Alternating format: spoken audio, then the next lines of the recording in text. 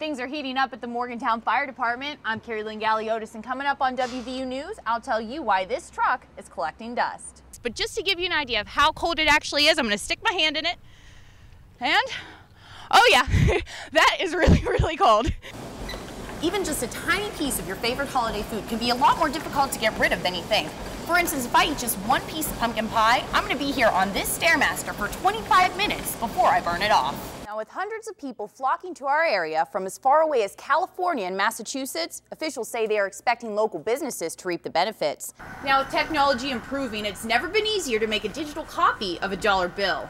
But knowing how to pick out counterfeit currency could just keep some money in your pocket. Now, numerous reports are indicating that Haiti is still in dire need of relief. WVU has two former athletes with ties to the country, and their efforts to raise money brought the entire WVU athletic community together. Now, our meteorologists are predicting that this snowfall will not be stopping anytime soon. Therefore, the Office of the Provost is asking all teachers to please be very considerate about students who might not make it to the first day of school. Well, Steve, the Morgantown Fire Department has been asking for more manpower for the past few decades, and the firefighters I talked to say some extra men could potentially save their lives. John Lumley has been a part of the Morgantown Fire Department for more than 11 years. He says manpower at his Northside Fire Station has always been low. It is staffed with 3 people today. If we respond to a structure fire, unless someone is hanging from a window, we aren't allowed by law to make entrance into the building to extinguish the fire until an additional fire engine company responds. Morgantown Fire Chief David Fetty says the department has been asking for more firefighters since the 1960s. In 2004, Chief Fetty conducted a survey of 50 fire departments in cities similar in size to Morgantown. Fetty found his station's manpower to be well below the rest, and he called for 12 more firefighters. And while Morgantown hired 4 new firemen, city officials say they take a different approach to fire prevention. We also saw 500 of the most dangerous buildings in the city demolished. Those were the real risk. And you know, when you look at fire statistics, very often it's things like building conditions, not number of people, that really determine your risk. But Chief Fetty says this isn't the case. More firemen are needed in this city. The job's inherently dangerous enough without having enough resources on hand that if you get in trouble, other people have to come in and get you out. And that's a real possibility, and I don't feel that we're adequately prepared for that. Fetty says that because of the low numbers of firefighters, some of their equipment collects dust. The city of Morgantown spent nearly $1 million to purchase this new aerial truck more than a year ago. It's the second ladder truck in the Morgantown Fire Department. But because of a lack of manpower, this truck has yet to see a fire. And as for John Lumley, who continues to put his life on the line every day, he says a tragic accident because of a lack of manpower is bound to happen. We've been lucky in the history of the Morgantown Fire Department that operating with fewer firefighters hasn't been costly to us in injuries or fatalities. While City Council doesn't think they will be taking up this issue in the near future, the Morgantown Fire Department says they will continue to do the best they can to save lives. George Trent is the administrator at North Central Regional Jail. He says keeping things in order can be tough when the jail is over capacity. You have to transport more people, you have more grievances, of course you have more medical issues, you have more inmates that have to go to the hospital. It just increases numbers on all aspects. But his problems can be seen throughout the rest of the state. Regional jails across the state are overcrowded by the hundreds, like North Central Regional Jail here, which is capable of housing 400 inmates, a number this jail exceeds by about 100 inmates every single day. Officials say the overcrowding comes from a number of things, including mandatory jail time for some crimes and the fact that the state penitentiaries are also overcrowded. A lot of the people that are scheduled to go to the penitentiary, they can't get them in the penitentiary, so they hold them in the regional jails. There's 1,500 or 1,800 prisoners right now in the regional jails that should be in a penitentiary, but we can't put them in the penitentiary because they're already overfull. Governor Joe Manchin created a commission to explore ways to curb the overcrowding. On top of the list is expanding on alternative sentencing programs like drug courts, day report centers, and home confinement. The home confinement people downstairs, which is run by the Sheriff's Department, they usually have anywhere from 75 to 90 people in home confinement, which traditionally would be in jail.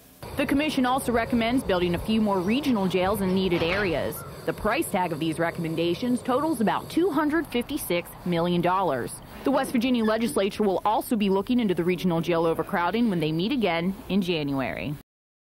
On this anniversary of September 11th, folks in Morgantown decide to unify in a way that defies national trends.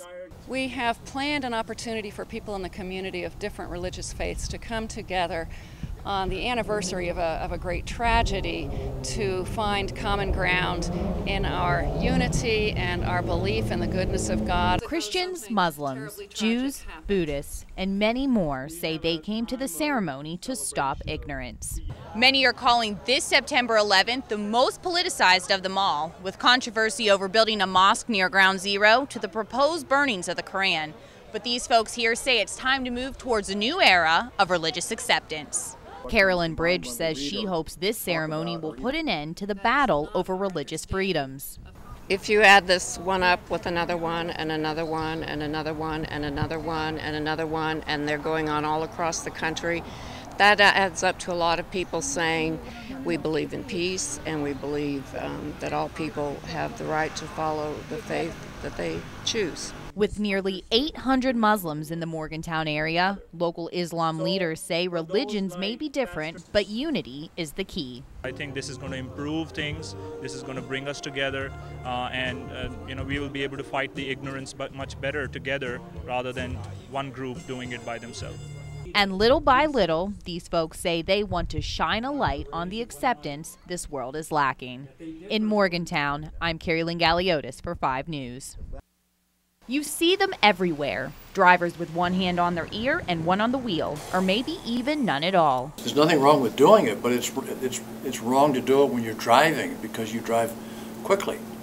And West Virginia roads, there's going to be an accident or a death or an injury. Former Bridgeport High School student Talon Stedman lost his life texting while driving, and now his parents are showing their support for legislative action. How do we tell kids who's don't even know how to drive yet because they've just got their license that you can't do this, that's impossible? I don't know how you do that, especially when the cell phone is just intertwined with society. And Harrison County school officials say it's a bigger problem than many think. I think it's a concern because it's something that just happens too frequently among our children, among all of us that are out driving our vehicles.